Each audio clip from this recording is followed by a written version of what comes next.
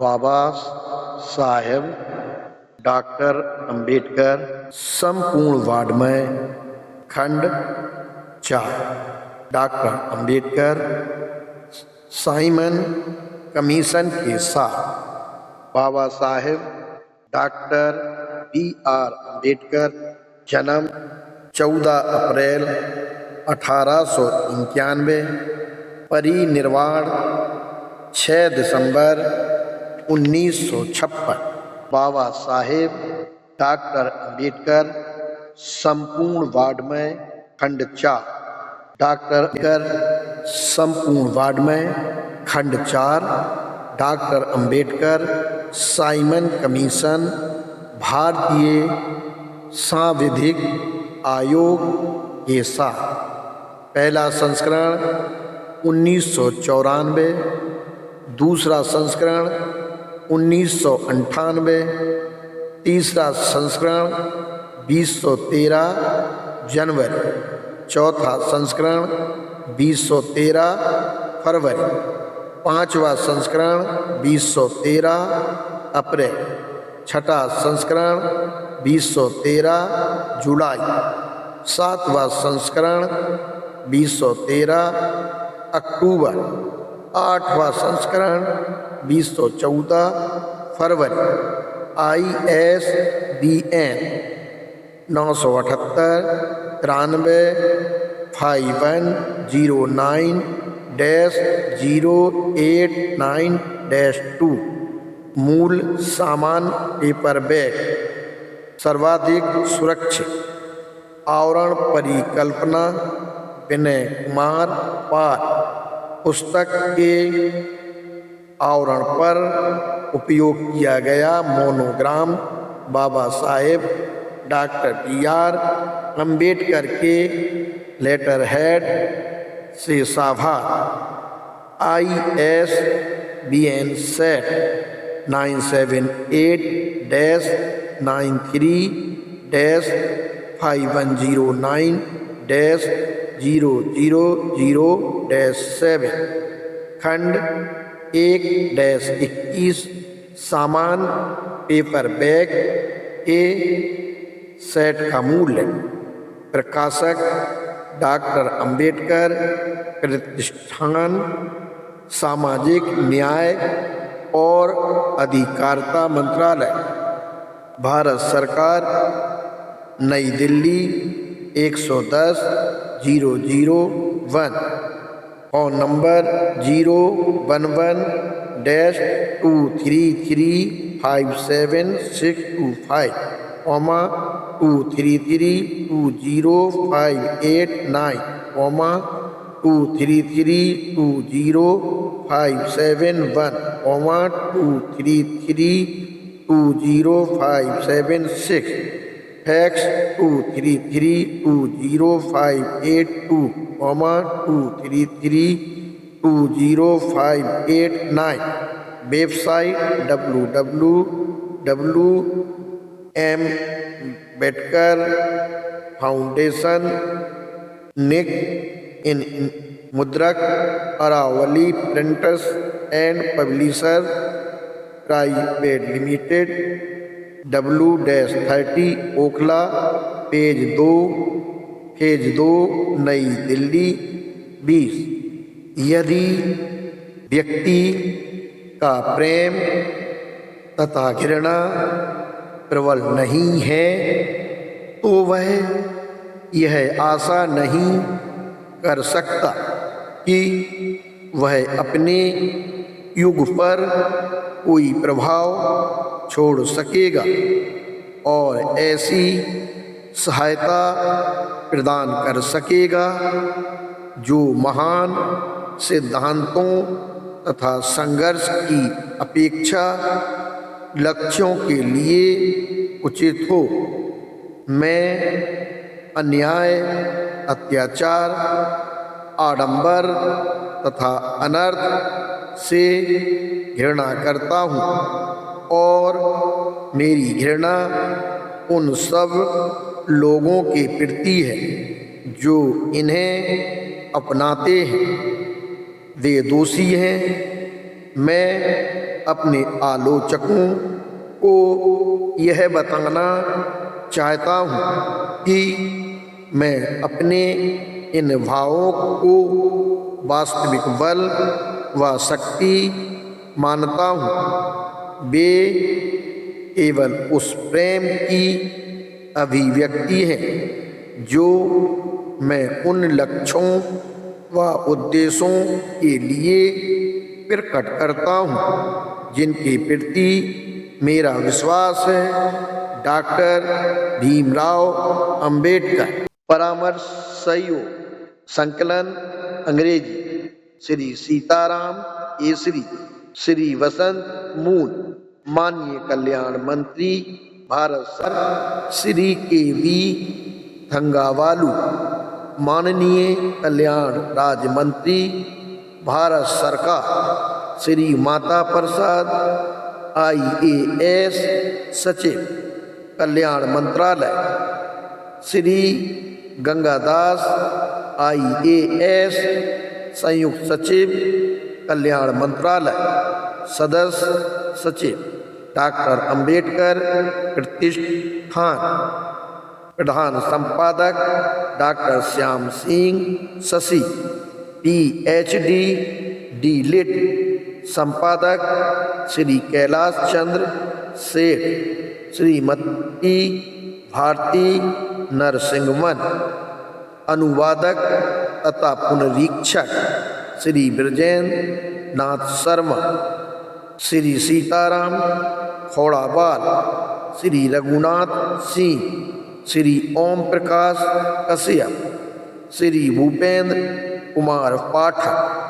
द्वितीय संस्करण के पुनरीक्षक डॉक्टर KC गौतम, व्यापार प्रबंधक श्री जसवंत सिंह, उत्पादन प्रबंधक श्री V.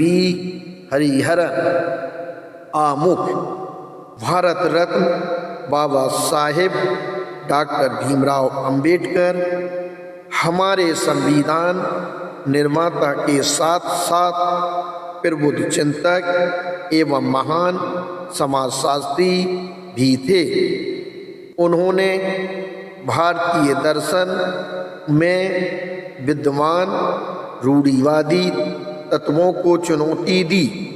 वे दलित, शोषित एवं सर्वहारा समाज के मसीहा बन गए, लेकिन उनके विचार एवं साहित्य भारतीय भाषाओं में न होने के कारण आम आदमी तक नहीं पहुंच पा रहे हैं। मुझे प्रसन्नता है कि कल्याण मंत्रालय के संस्थान डॉक्टर अंबेडकर प्रतिष्ठान ने डॉक्टर अंबेडकर के संपूर्ण वाङ्मय को हिंदी तथा अन्य भारतीय भाषाओं में अनुदित करके यथाशीघ्र प्रकाशित कराने का संकल्प लिया है।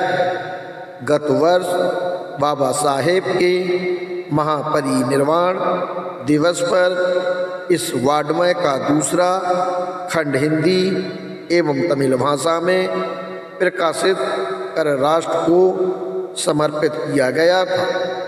अब इस वाङ्मय के तीसरे, चौथे और पांचवें खंड को हिंदी और तमिल भाषा में तथा प्रथम खंड को पंजाबी भाषा में अनुदित करके प्रकाशित किया गया है, जिसे पाठकों को समर्पित करते हुए अत्यंत हर्ष हो रहा है। आशा है कि यह प्रायोजना प्रधान संपादक डॉक्टर श्याम सिंह शशि, संपादक मंडल के सभी सदस्यों, अनुवादकों, पुनरीक्षकों आदि के सहयोग से यथाशीघ्र पूरी होगी और बाबा साहेब के विचार जन जन तक पहुंचकर समाज को एक नई दिशा प्रदान करेंगे। सीताराम केसरी, कल्याण मंत्री, भारत सरकार। नई दिल्ली 5 मार्च 1993। संदेश। बाबा साहेब हिंदू समाज के सभी दमनकारी स्वयं रूपों के विरुद्ध विद्रोह के प्रतीक मात्र नहीं थे, अपितु वह बहुमुखी व्यक्तित्व के धनी थे। एक राजनीतिक तथा राष्ट्रीय नेता के नाते उन्होंने अपने पीछे संविधान की रूप में एक मूल्यवान विरासत छोड़ी है। उनका यह दृढ़ मत था कि शिक्षा के बिना प्रगति संभव नहीं है। उन्होंने दलितों तक शिक्षा पहुंचाने के लिए अनेक स्कूलों और कॉलेजों की स्थापना की। शोषितों के उद्धार के लिए उन्होंने जीवन भर जो संघर्ष किया, उससे उन्हें सामाजिक और आर्थिक अन्याय से पीड़ित मानवता के उद्धारक के रूप में अंतर्राष्ट्रीय मान्यता प्राप्त हुई। मुझे प्रसन्नता है कि उनके विचारों के प्रचार प्रसार के लिए डॉक्टर अंबेडकर प्रतिष्ठान हिंदी तथा अन्य भारतीय भाषाओं में उनके भाषणों और लेखों को खंडबद्ध रूप में प्रकाशित कर रहा है। मैं इस प्रायोजना की सफलता की कामना करता हूँ। थंगावालू, कल्याण राज्य मंत्री, भारत सरकार। कुमारी शैलजा सत्यमेव जयते, सामाजिक न्याय और अधिकारिता मंत्री, भारत सरकार, minister of social justice and empowerment, government of India, तथा अध्यक्ष डॉक्टर अंबेडकर प्रतिष्ठान, चेयरपर्सन डॉक्टर अंबेडकर फाउंडेशन। संदेश। मुझे यह जानकर अत्यंत प्रसन्नता हो रही है कि सामाजिक न्याय और अधिकारिता मंत्रालय का स्वायत्तशासी संस्थान डॉक्टर अंबेडकर प्रतिष्ठान द्वारा बाबा साहेब डॉक्टर अंबेडकर के लेखों एवं भाषणों के खंड संख्या 4 का पुनः संस्करण प्रकाशित किया जा रहा है। Bharat Ratna doctor B.R. अंबेडकर भारतीय सामाजिक और राजनीतिक आंदोलन के ऐसे पुरोधा रहे हैं जिन्होंने जीवन पर्यंत समाज के आखिरी पायदान पर संघर्षरत व्यक्तियों की बेहतरी के लिए कार्य किया। डॉक्टर अंबेडकर बहुमुखी प्रतिभा के धनी थे, इसलिए उनके लेखों में विषय की दार्शनिक मीमांसा प्रस्फुटित होती है। बाबा साहेब का चिंतन एवं कार्य समाज को बौद्धिक, आर्थिक एवं राजनैतिक समृद्धि की ओर ले जाने वाला तो है ही, साथ ही मनुष्य को जागरूक, माननीय, गर्मा की आध्यात्मिकता से सुसंस्कृत भी करता है। बाबा साहेब का संपूर्ण जीवन दमन, शोषण और अन्याय के विरुद्ध अनवरत क्रांति की शौर्य गाथा है।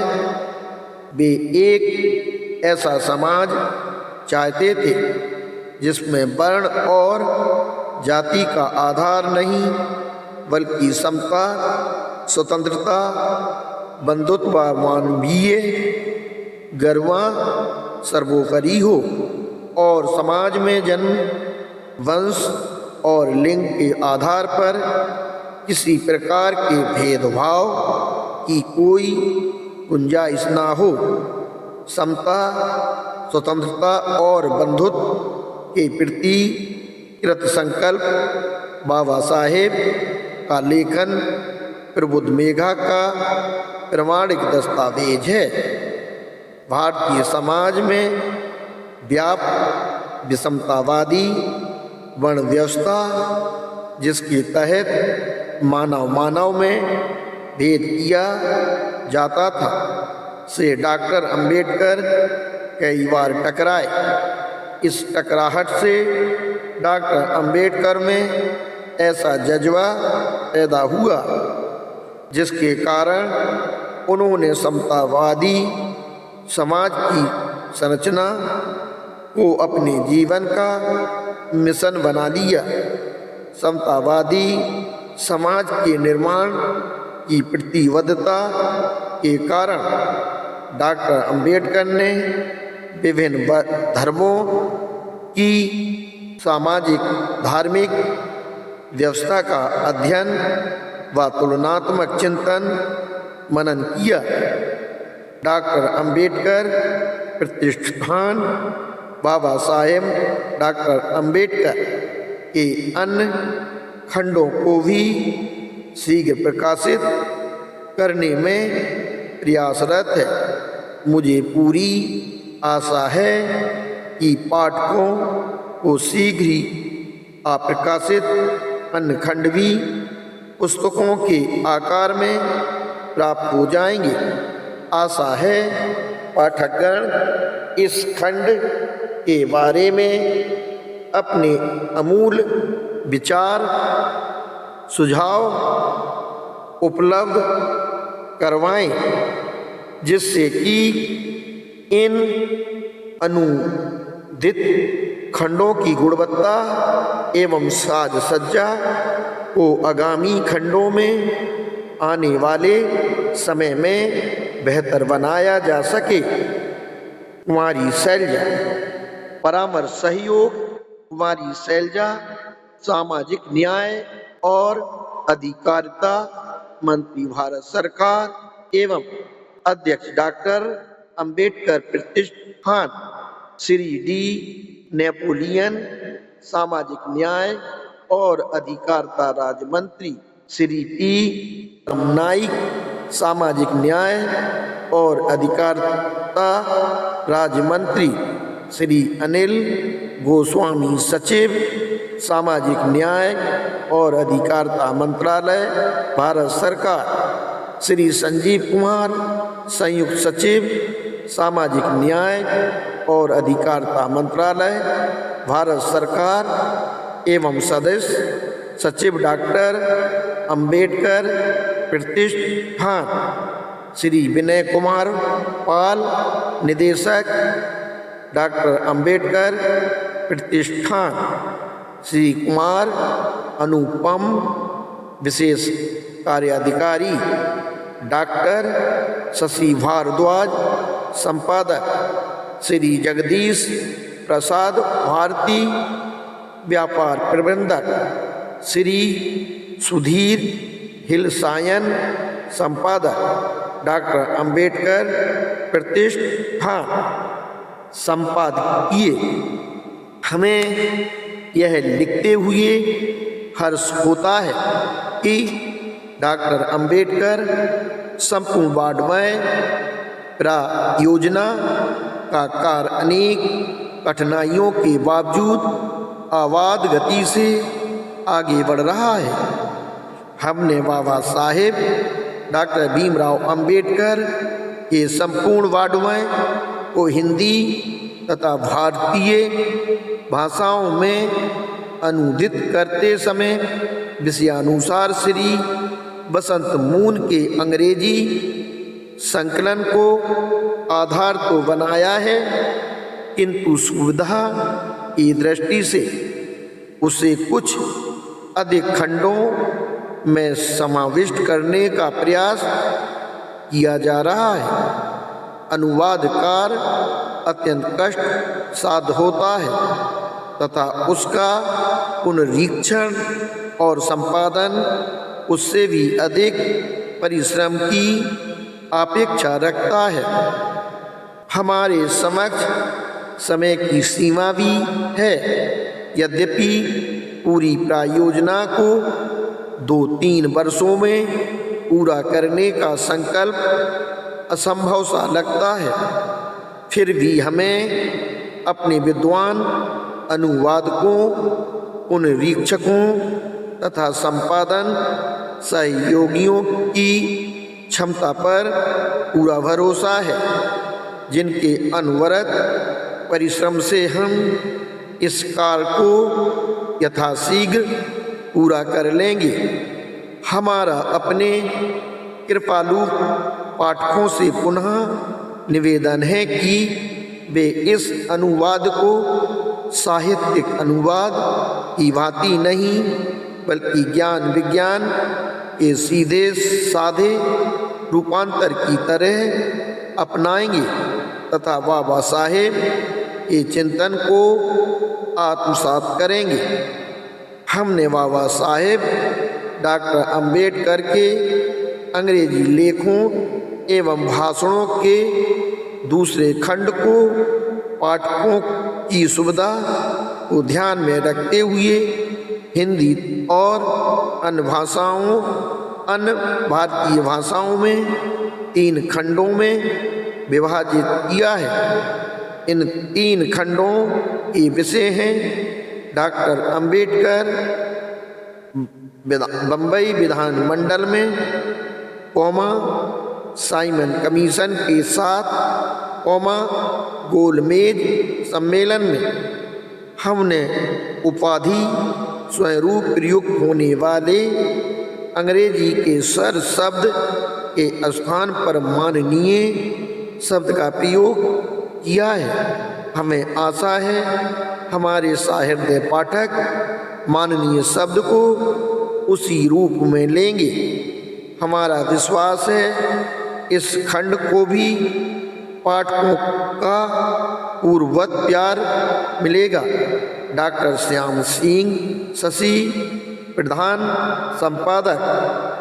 विषय सूची आमुख पेज नंबर 7 पर, संपादकीय 9 पर का बम्बई प्रेसिडेंसी की सरकार के गठन से संबंधित 15 पर, 1 प्रांत के क्षेत्र का पुनर्वितरण 17 पर, 2 प्रांतीय कार्यपालिका 24 पर, 3 प्रांतीय विधायिका 42 पर, 4 प्रांतीय स्वायत्तता 95 पर, 2 लोक सेवाएं 103 पर, 6 सिफारसों का सारांश 115 पर, खा दलित जातियों की शिक्षा 123 पर, गा दलित जातियों के हितों की रक्षा 147 पर, घा भारतीय सांविधिक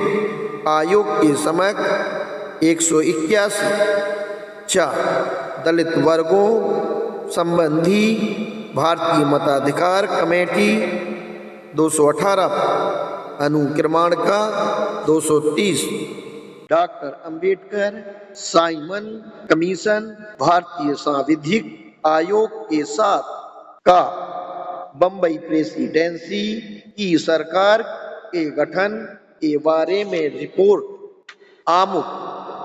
मुझे खेद है कि समिति के मेरे साथियों ने जो रिपोर्ट तैयार की है, ना तो मैं उसके प्रायोजन से सहमत हो सका और ना ही मैं अपनी जांच के दायरे में आने वाले अपेक्षितः अधिक महत्वपूर्ण निष्कर्षों को स्वीकार कर सका। इसलिए मैंने अपनी अलग रिपोर्ट प्रस्तुत की है। उसमें मेरे अपने विचार और सिफारिशें हैं। मेरी रिपोर्ट का कलेवर मेरे साथियों की रिपोर्ट से बड़ा हो गया है। इसमें केवल उठाए गए प्रश्नों के औपचारिक उत्तर शामिल करके इसके कलेवर को सीमित रखना शायद संभव होता, लेकिन मुझे लगा कि जिन सिद्धांतों पर प्रश्नों के उत्तर निर्भर हैं उनके कतिपय सामान्य विवेचन के बिना ना तो उत्तर दिया जा सकता है और ना ही रिपोर्ट को भली प्रकार समझा जा सकता है। चूँकि रिपोर्ट संक्षिप्त होने से यह कहा जा सकता था कि रिपोर्ट में की गई सिफारिशों के समर्थन में पर्याप्त तर्क और कारण नहीं दिए गए हैं, अतः मैंने संक्षिप्तता का विचार पूर्णता छोड़ दिया और रिपोर्ट का कलेवर इतना बढ़ गया। परिच्छेद फर्स्ट, प्रांत के क्षेत्र का पुनर्वितरण। एक, बम्बई प्रेसिडेंसी का क्षेत्रफल लगभग 12,23,541 वर्ग मील है। इसे 4 स्पष्ट भाषाई खंडों में बांटा जा सकता है। वे हैं: 1 महाराष्ट्र, 2 गुजरात, 3 कर्नाटक और 4 सिंध। इन खंडों के लोग काफी अरसे तक एक ही प्रशासन के अधीन एक दूसरे से जुड़े रहे हैं। गुजरात, महाराष्ट्र और कर्नाटक पिछले 110 वर्ष से बम्बई प्रेसिडेंसी के अंग रहे हैं, जबकि सिंध को प्रेसिडेंसी में 85 वर्ष पहले मिलाया गया था। इस संघ में से अब कर्नाटक और सिंध प्रेसिडेंसी से अलग होने की मांग कर रहे हैं। अलग होने के लिए दलील यह दी गई है कि प्रांत प्राकृतिक इकाई नहीं है, यह जातीय या भाषाई एकता की कसौटी पर भी खरा नहीं उतरता और वस्तुतः समजातीय समूह को जानबूझकर तोड़कर तथा उन्हें विषय जातीय समूह से जोड़कर इसे बनाया गया है। इसे एक बुराई कहा गया है।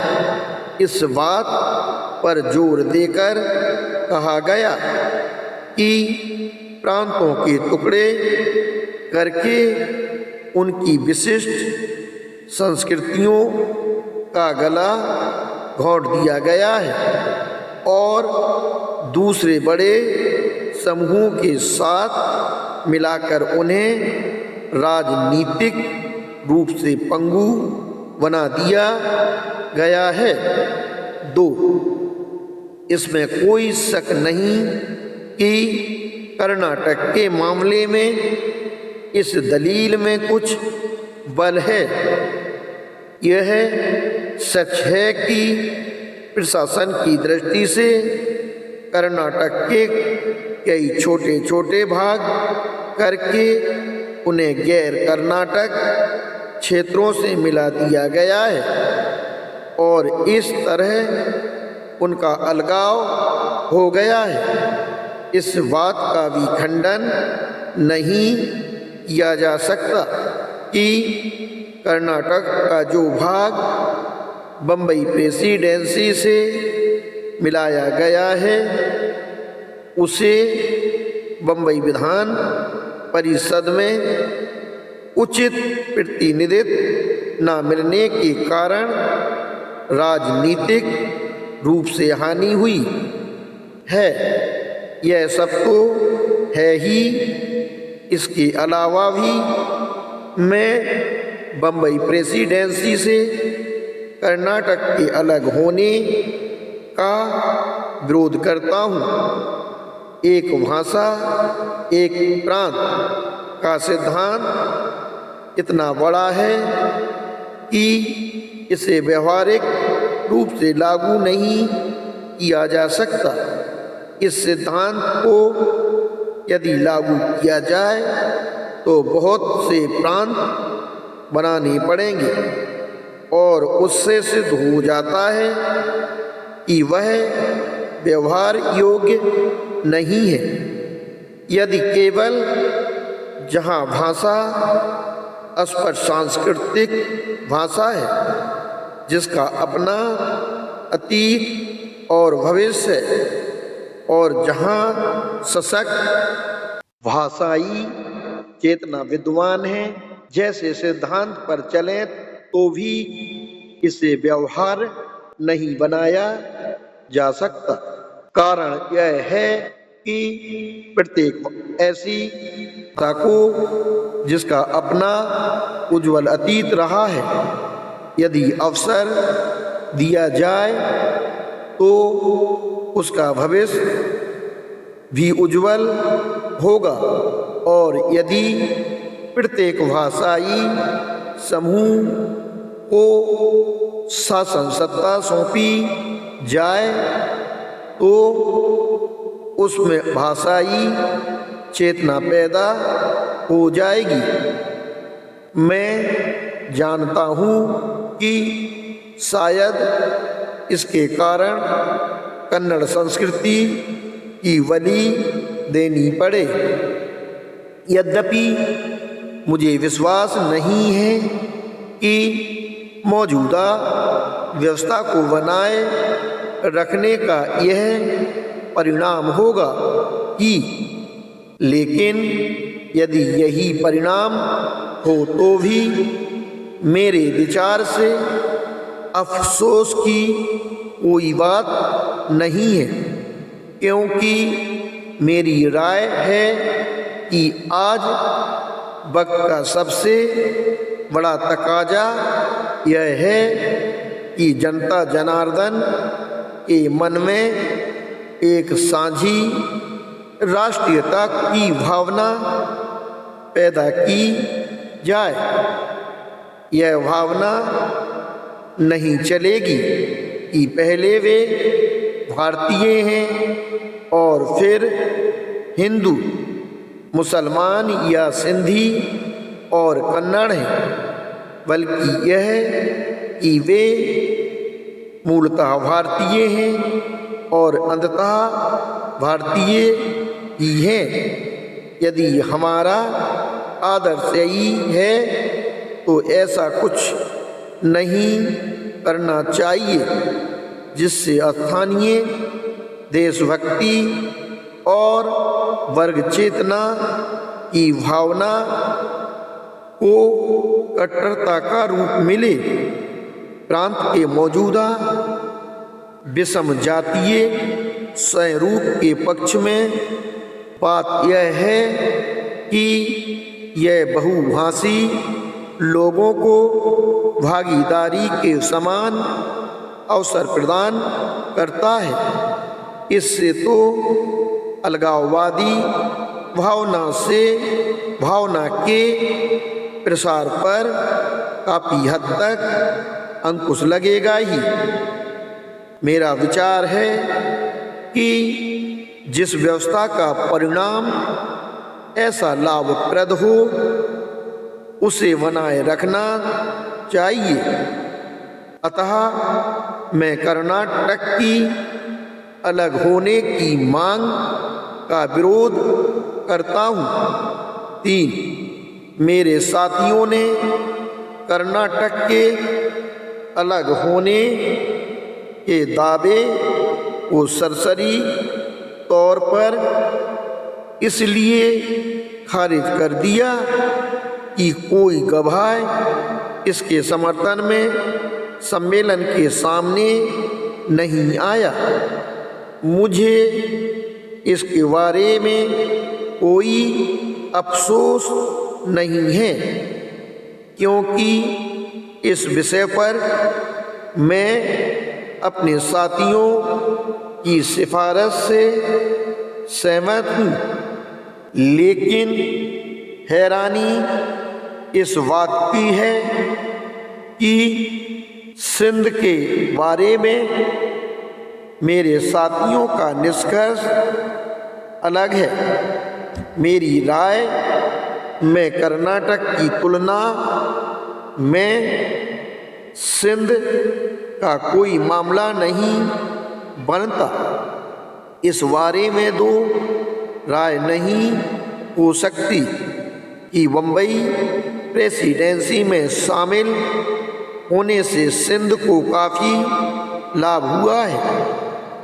काफ़ी दूरी होने के बावजूद सिंध को परिवार के गौण सदस्य का दर्जा देने के बदले अति सम्मानजनक शर्तों पर एक पड़ोसी का ऊंचा दर्जा दिया गया है। सिंध के प्रशासनिक कार्यों की देखरेख एक कमिश्नर करता है, जिस का पद लगभग गवर्नर जैसा है। अतः कहना पड़ेगा कि सिंध ने अपनी स्वतंत्रता की गरिमा बनाए रखी है। उसे अपनी पुरानी और परंपरागत विधि संहिता बनाए रखने की अनुमति दी गई है। केवल प्रेसिडेंसी के लिए पास किया गया कोई भी नया कानून शायद ही कभी सिंध पर लागू किया गया हो, जब तक कि वह उसके लिए विशेष रूप से लाभकारी न समझा गया हो। सिंध के ट्रिब्यूनल प्रेसिडेंसी के ट्रिब्यूनलों के अधीन नहीं हैं, वे पूर्णतः स्वतंत्र हैं। उसकी लोक सेवा प्रेसिडेंसी की लोक सेवा से वस्तुतः अलग है और उसमें सिंध के ही लोग हैं। यह नहीं कहा जा सकता कि प्रेसिडेंसी के साथ जुड़ने से उसे कोई आर्थिक हानि हुई है। इसके विपरीत वह प्रेसिडेंसी के सहारे इतनी तेजी से तरक्की करने में समर्थ हुआ है जितनी वह अपने बलबूते पर नहीं कर सकता था। प्रेसिडेंसी के साथ मिलने से ही वह उसके विशाल संसाधनों का इतना प्रचुर उपयोग भी कर सका है। सरकार ने भी सिंध की ओर पूरा ध्यान दिया है, जो दिया भी जाना चाहिए था। असल बात यह है कि सुधार लागू होने के बाद से सिंध ने बम्बई सरकार पर जितना प्रभाव डाला है वह उसके आकार के अनुपात से बहुत अधिक है। इन तथ्यों को देखते हुए यह समझना मुश्किल है कि सिंध को अलग होने से इससे अधिक और क्या मिलेगा। उसे प्रेसिडेंसी के साथ मिलने से कोई हानि नहीं हुई है और अलगाव के समूचे लाभ मिले हैं। 4. यह भी स्पष्ट है, सिंध के सभी संप्रदायों ने मिलकर यह मांग नहीं की है। कमीशन और कमेटी के संयुक्त सम्मेलन के सामने जो सबूत पेश किए गए उनसे सिंध के मुसलमानों और हिंदुओं के बीच तीव्र मतभेद का पता चला। जहां मुसलमान अलग होने के पक्ष में थे, वहां हिंदू उसका विरोध कर रहे थे। इस प्रश्न पर जब मैंने सिंध के जनमत के इतिहास का अध्ययन किया तो मुझे ज्ञात हुआ कि सिंध के राजनीतिक रूप से प्रबुद्ध लोगों ने सिंध की स्थिति के बारे में केवल 1917 में एकजुट होकर प्रश्न उठाया था। अगस्त 1917 की घोषणा के बाद भावी सुधार योजना में सिंध के स्थान के बारे में विचार करने के लिए नवंबर 1917 में सिंधियों का एक विशेष सम्मेलन हुआ। सिंध के जाने माने मुसलमान नागरिक माननीय श्री जी.एम. भुरगरी सम्मेलन की स्वागत समिति के अध्यक्ष थे। सम्मेलन के अध्यक्ष एक हिंदू सज्जन श्री हरचंद्र राय बिसिनदास थे। सम्मेलन के सामने 4 विकल्प थे, अर्थात एक, सिंध को अलग प्रांत बनाना, 2, सिंध और बिलोचिस्तान को मिलाकर एक प्रांत बनाना, 3, सिंध को पंजाब के साथ मिलाना और 4, सिंध का बम्बई के साथ ही रहना। यह बात उल्लेखनीय है कि इस विशेष सम्मेलन ने 4 विकल्पों में से 3 विकल्प अस्वीकार कर दिए। इनमें से सिंध को अलग प्रांत बनाने का प्रस्ताव भी शामिल था।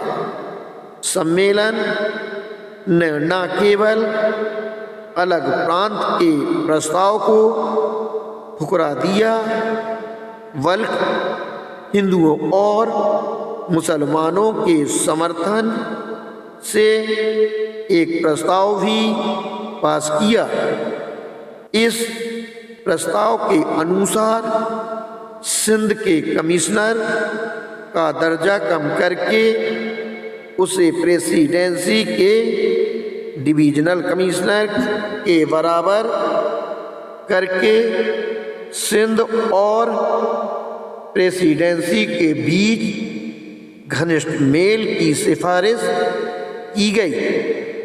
हिंदुओं और मुसलमानों का एक प्रतिनिधिमंडल भारत मंत्री श्री मॉन्टेग्यू और वायसराय लॉर्ड रीडिंग से मिलने गया।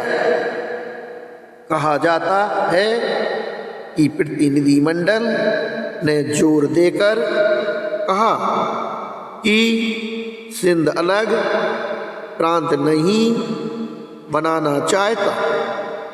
सम्मेलन के 1918, 1919 और 1920 में हुए बाद के अधिवेशनों में भी दोनों संप्रदायों के सदस्यों ने यही रुख अपनाया।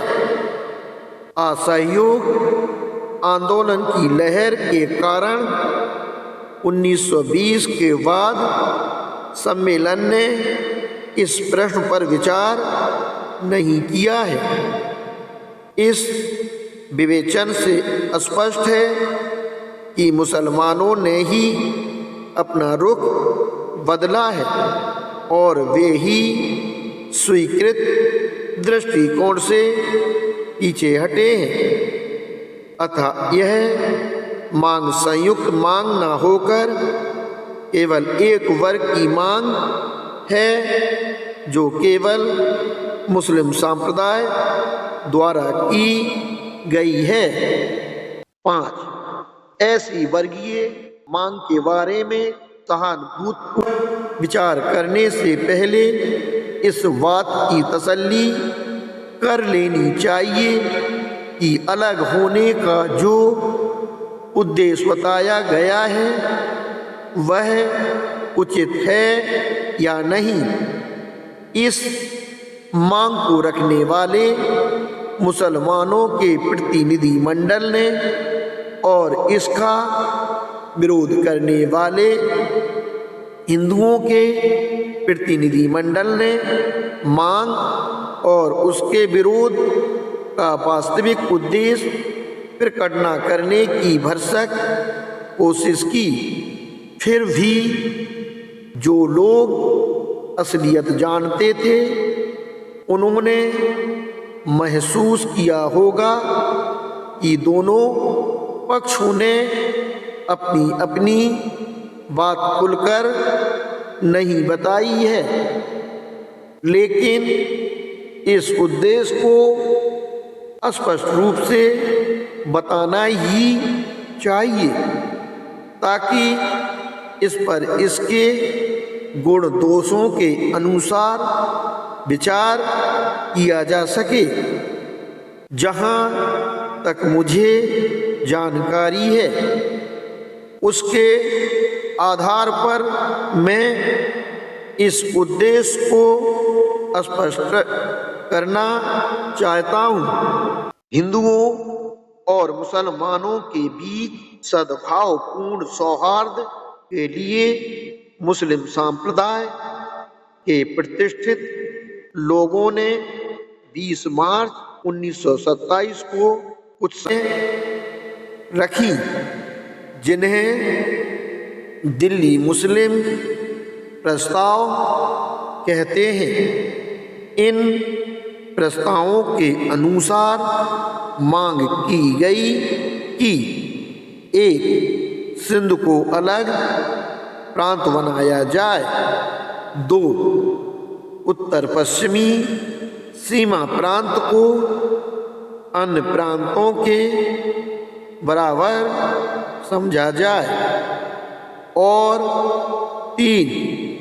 पंजाब तथा बंगाल में मुसलमानों का प्रतिनिधित्व उनकी जनसंख्या के अनुपात में हो। इन प्रस्तावों को सरकारी तौर पर देखने से ही पता चल जाता है कि इस योजना का उद्देश्य मौजूदा व्यवस्थाओं में से यथासंभव अधिक से अधिक मुसलमान बाहुल प्रांत बनाना है। फिलहाल पंजाब और बंगाल ऐसे 2 प्रांत हैं जहां मामूली सा मुस्लिम बहुमत है। इन प्रांतों में जनसंख्या के अनुपात में प्रतिनिधित्व की मांग करने का उद्देश्य मुसलमानों के सांप्रदायिक बहुमत को राजनीतिक बहुमत बनाना है ताकि इन प्रांतों में निश्चित रूप से मुस्लिम सरकार बन सके। बलूचिस्तान और उत्तर पश्चिमी सीमा प्रांत में मुसलमानों का भारी बहुमत है, लेकिन वे अभी भी उत्तरदायी सरकार में शामिल नहीं है। नतीजा यह है कि मुस्लिम बहुमत सत्तारूढ़ बहुमत नहीं है। इन प्रस्तावों का उद्देश्य इस विसंगति को दूर करना है ताकि वे ऐसे 4 मुस्लिम बाहुल प्रांत बना सकें जहां मुस्लिम सरकार बनाना सुनिश्चित हो। क्योंकि सिंध में मुसलमानों की प्रधानता है, अतः सिंध को अलग प्रांत बनाने की मांग करना, योजना में शामिल मुस्लिम प्रांतों की सूची में 5वां प्रांत जोड़ना है। तो इन मुस्लिम प्रांतों को बनाने का उद्देश्य क्या है? खुद मुसलमानों की नज़रों में भी इसका उद्देश्य सांप्रदायिक निर्वाचक मंडलों जैसा ही है। इस योजना को तैयार करने वालों का कहना है कि यदि मुस्लिम प्रांतों का उनका प्रस्ताव मान लिया जाए तो वे सांप्रदायिक निर्वाचक मंडलों की मांग छोड़ने और सभी प्रांतीय विधानमंडलों तथा केंद्रीय विधानमंडल में संयुक्त निर्वाचन क्षेत्रों को मानने के लिए तैयार है। तर्क की समानता से यह निष्कर्ष निकलता है कि मुस्लिम प्रांत बनाने का उद्देश्य मुस्लिम अल्पसंख्यकों की रक्षा करना है, क्योंकि सांप्रदायिक निर्वाचक मंडलों का भी यही उद्देश्य था। योजना को सरसरी तौर पर देखने से यह पता नहीं चलता कि जिन प्रांतों में हिंदुओं की प्रधानता है वहाँ बहुसंख्यक हिंदुओं के मुकाबले में अल्पसंख्यक मुसलमानों की रक्षा करने में मुस्लिम प्रांतों की रचना कैसे सहायक होगी।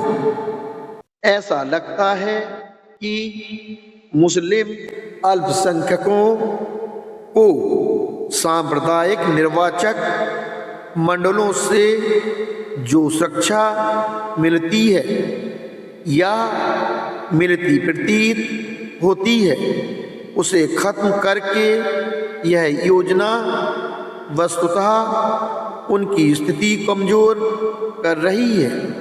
लेकिन यदि हम योजना की गहराई से जांच करें तो देख सकते हैं कि यह उतनी निर्दोष और बेकार नहीं है जितनी कि ऊपर से दिखाई देती है। मुस्लिम अल्पसंख्यकों की सुरक्षा के लिए यह मूलतः एक बढ़िया ढाल है।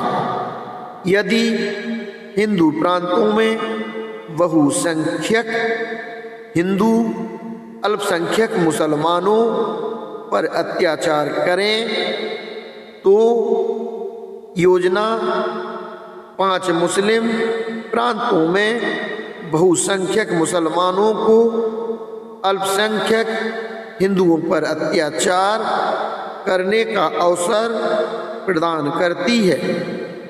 यह ईंट का जवाब पत्थर से देने की सुरक्षा पद्धति है।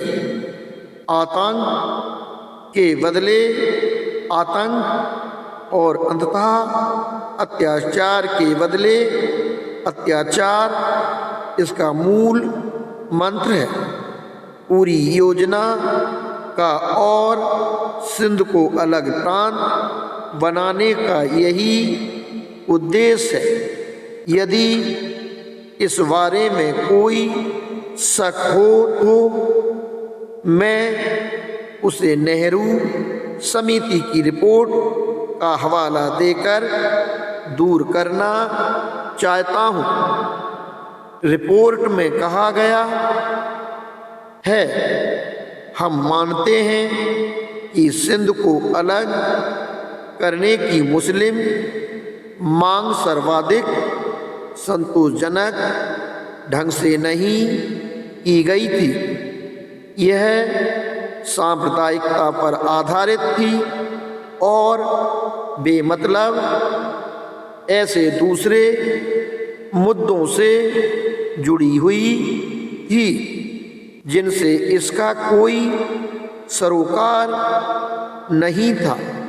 नेहरू समिति सिंध के अलग होने का असली कारण बताने से कतराई।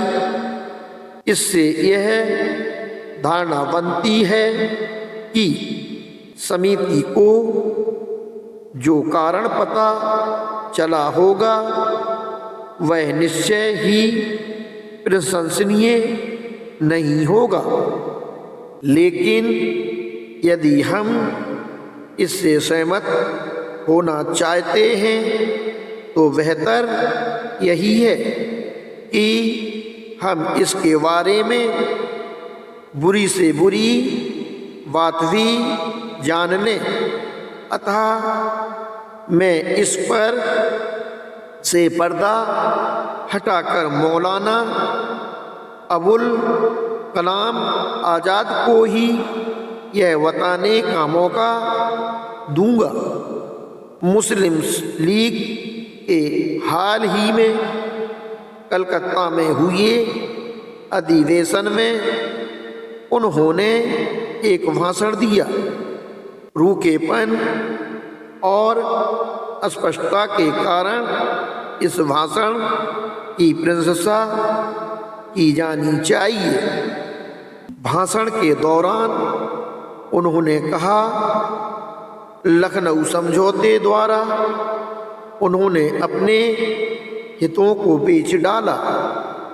गत मार्च के दिल्ली प्रस्तावों ने भारत में मुसलमानों के वास्तविक अधिकारों की मान्यता का दरवाज़ा पहली बार खोला है।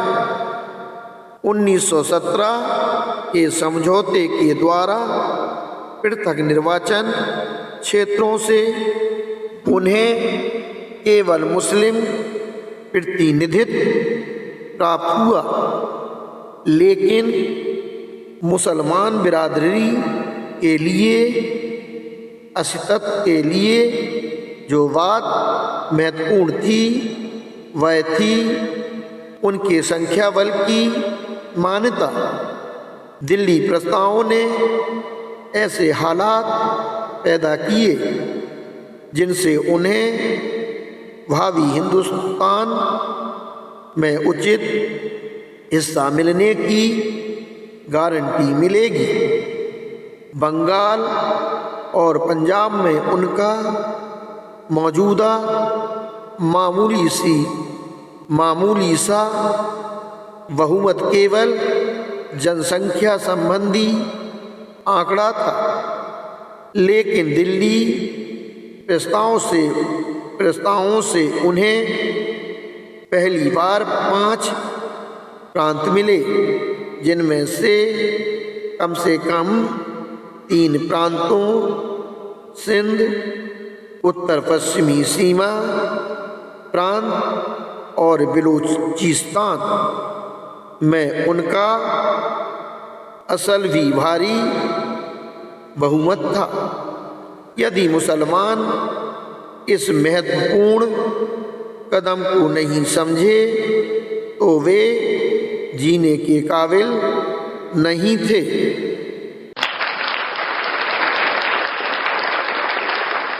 अब 5 मुस्लिम प्रांतों की तुलना में 9 हिंदू प्रांत होंगे और 9 प्रांतों में हिंदू जैसा करेंगे वैसा ही व्यवहार 5 प्रांतों में मुसलमान हिंदुओं के साथ करेंगे। क्या यह बड़ा फायदा नहीं था? क्या मुस्लिम अधिकारों को मनवाने के लिए एक नया हथियार हाथ नहीं लग गया था? हिंदुस्तान टाइम्स 3 जनवरी 1928। कोई भी व्यक्ति जो सरल अंग्रेजी का सीधा साधा अर्थ समझता है, सिंध के अलग होने की मांग के असली उद्देश्य के बारे में गलती नहीं कर सकता। स्पष्ट है कि सिंध के भाग में से असली उद्देश्य का कोई संबंध नहीं है।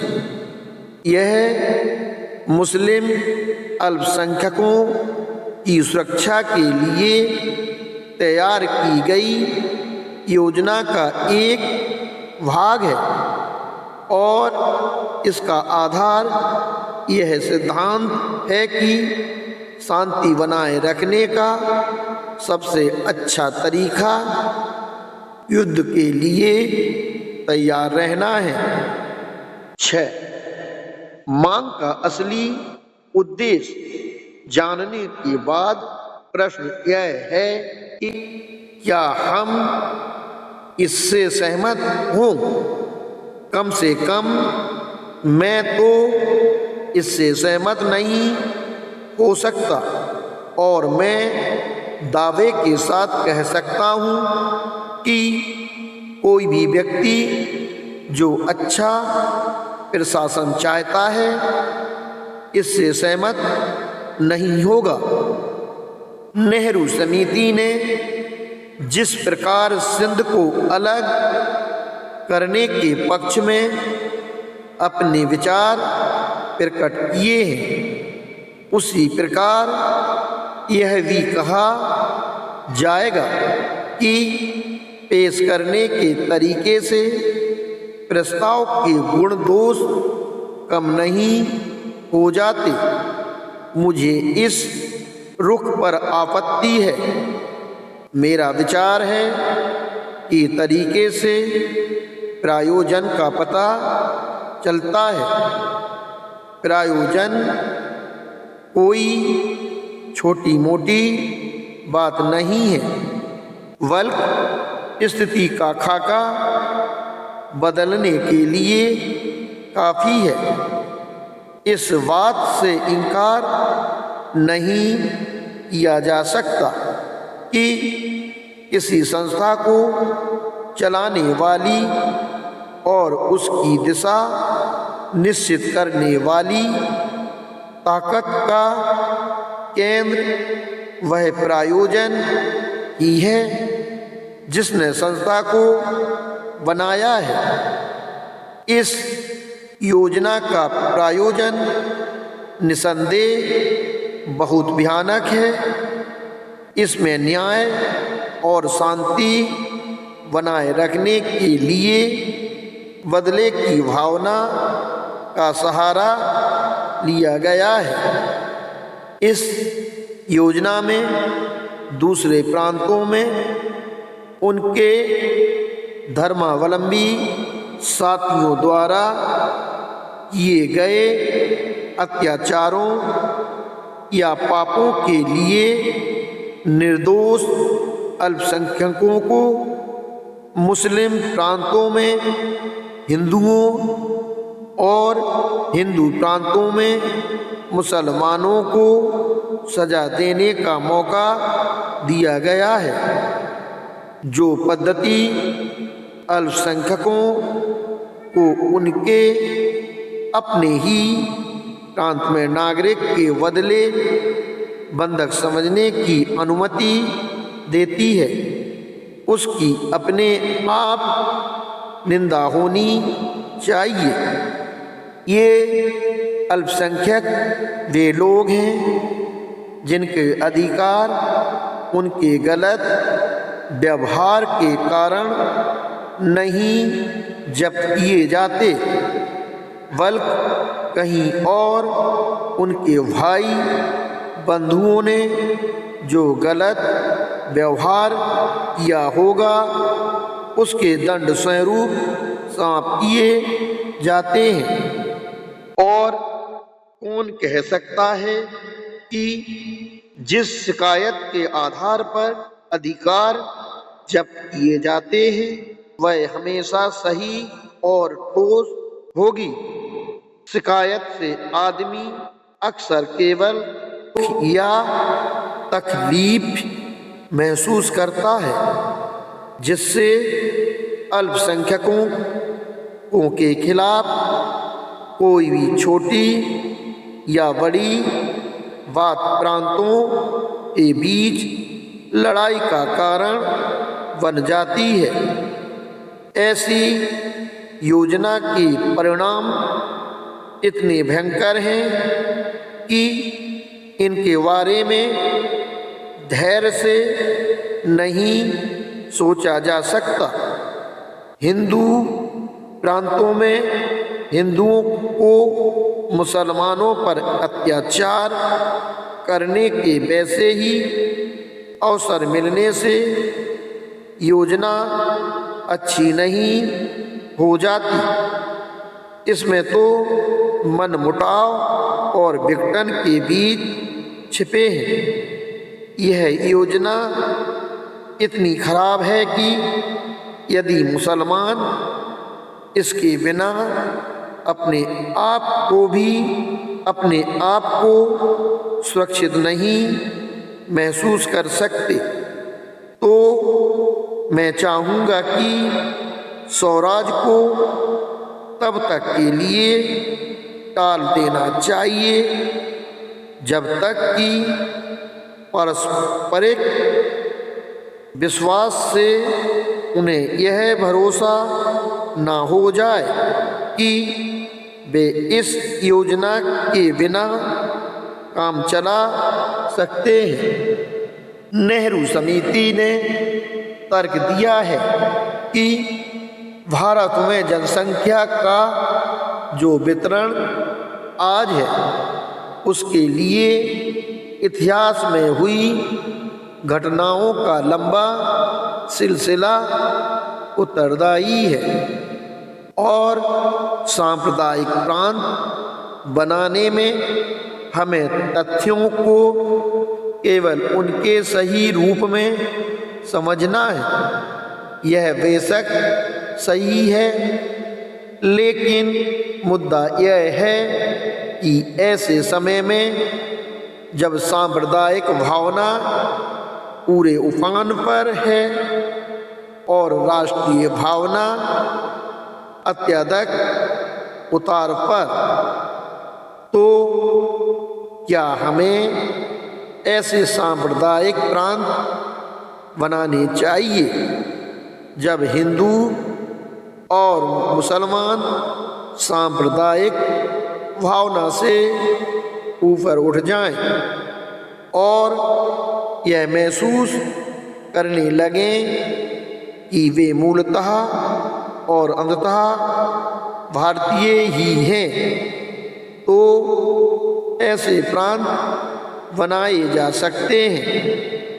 जो भी हो, इस प्रश्न को तब तक स्थगित किया जा सकता है जब तक कि दोनों यह महसूस ना करने लगें कि वे भारतीय पहले हैं और उसके बाद हिंदू तथा मुसलमान हैं। सिंध को अलग करने के प्रश्न पर मेरे साथियों ने जो सहमति व्यक्त की है, मैं अपने आप को उससे इसी आधार पर अलग करता हूँ। आप देखेंगे कि सिंध को प्रेसिडेंसी से अलग करने पर जो वित्तीय कठिनाइयाँ सामने आएंगी, उनके बारे में मैंने कुछ नहीं कहा है। इसका कारण यह नहीं है कि मैं उन्हें कोई महत्व नहीं देता, मैं उन्हें महत्वपूर्ण समझता हूँ, लेकिन मेरा है कि केवल वित्तीय कठिनाइयाँ ही निर्णायक नहीं हो सकती, और यदि मैंने उनका संकेत नहीं किया है तो इसका कारण मेरा यह विचार है कि वित्तीय कठिनाइयाँ दूर करने के बाद भी सिंध के अलग होने के बारे में मैंने जो आपत्ति की है वह बनी रहेगी।